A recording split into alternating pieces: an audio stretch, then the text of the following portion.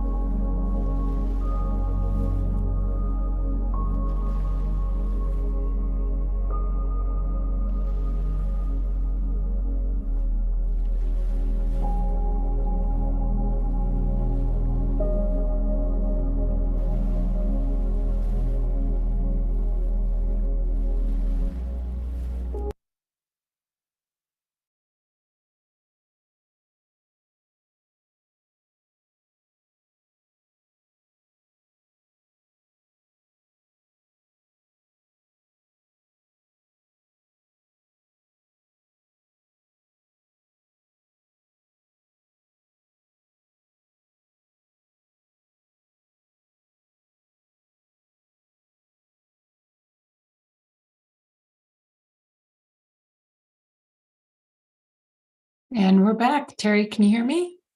I do hear you. Can you hear me? I can. First time. That's great. All right. Ooh, well, this meditation was beautiful. It was, I think the overarching word of it was resilience. But we started off seeing Christ and Christ on the cross. And this was all about life crisis and life challenges. And we know several people, Teri, that are going through the tribulations of their life crises at this point. And first, they took us to that place where you just feel so broken and where you're really in the trenches. And Teri, as you said, this is harder than I thought it would be. And Teri, talk to us about the contracts that we make before coming into this world. What I've been shown by my spirit guides and by the angels is that before we even incarnate, we meet with our spiritual team and we check boxes. We're like, okay, this lifetime is going to be about, and there's an overarching theme with our life streams of energy. And for me, this lifetime, it's all about trust. That is what every challenge I have faced has been. It's a lesson in trust. And those experiences that we have, they're to help us to grow spiritually. They're to help us to understand more fully what living is all about. And it's not about what career we have. It's not about making money or amassing fortunes. It's that spiritual growth, whatever that looks like, whatever lesson we choose to work on, we come here to work on it. And my whole life has been about trust. There's been a lot of issues, a lot of physical issues, especially. And boy, it is difficult. And for anyone that's going through something physically, just know that this is in your contract. This is something that you said, okay, I'm going to work on whatever it might be. It may be trust. It might be something different, but it might be community. It might be understanding, being part of the oneness, but it is there. And yeah, we signed up for it. Sometimes we don't like to admit that. And that's when you go into victimhood, when you start saying, why is this happening to me? I don't understand why, what's going on? Why am I being attacked? And we're not being attacked, we're being helped. And that was the understanding I had to come to. It wasn't an attack at all. It was something that I needed to experience. Well, and you brought up a good question. And that was, so did I just sign up for the topic at hand, or did I sign up for how I was going to learn that topic? Yeah, very interesting question that I don't have the answer to. And I haven't been given that answer so far. I keep asking it, but I don't know if we know all the specifics, some of the specifics, because, in my wandering, I say, well, in spirit, there's no such thing as time. So we're able to see our lifetimes, we're able to see what we do. So did we know when we came into this body that we were going to go through cancer or an organ failure or divorce, abuse? Did we know all of that before, or some of it even before we came into this lifetime? And the other thing is, I was shown during one of my physical times of challenge that we also have free will. And let's say, you're diagnosed with a certain illness, you have free will to have that miraculously gone, to go through what, a lot of people experience as miracles. So we do have free will in what's going on with us.